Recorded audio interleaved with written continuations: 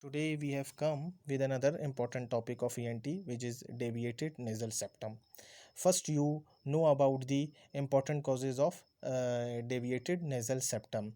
The first one is trauma. The second one is developmental error. Third is racial factor, and fourth is hereditary factor. So the first one and the important one is trauma.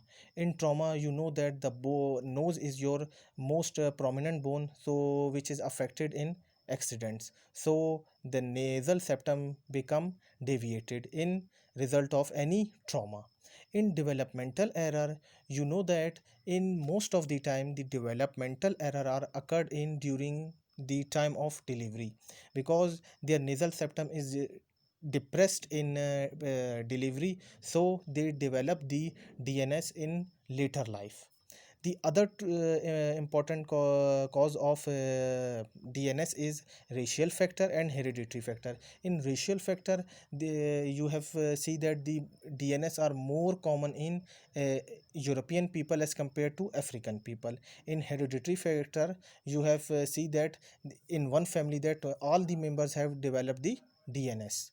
So you have also know about the important MCQs point of the most common cause of nasal obstruction. So you have to know that the most important cause of nasal obstruction is deviated nasal septum. I have also written in your page. In types, you have know about that there are about five types of the DNS. The first one is the anterior dislocation, C-shaped deformity, S-shaped deformity, spurs and thickening.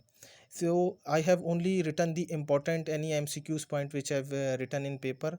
Any anterior dislocation, only one chamber is affected in anterior dislocation.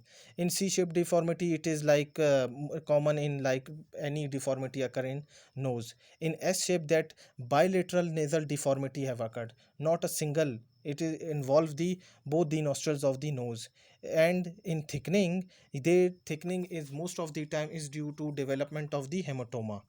So most important features are you have know about. I have previously discussed that nasal obstruction may be unilateral or bilateral. I have also mentioned that unilateral causes are most common as compared to bilateral.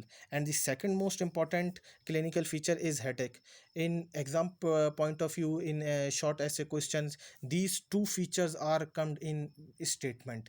And also in clinical practice, patient have come with these two clinical features about nasal obstruction, and headache is the most common clinical feature.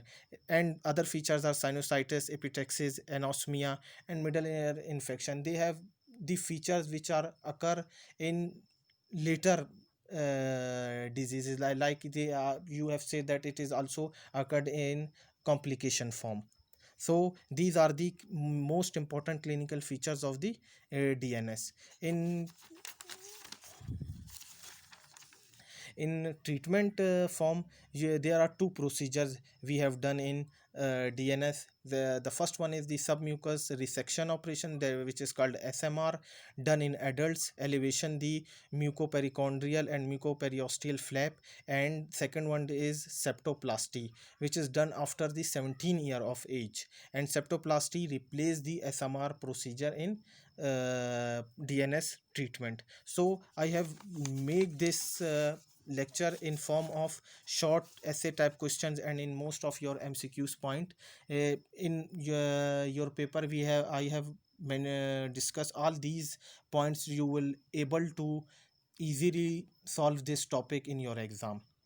So I hope you will understand it. I will come with your next lecture. Thank you.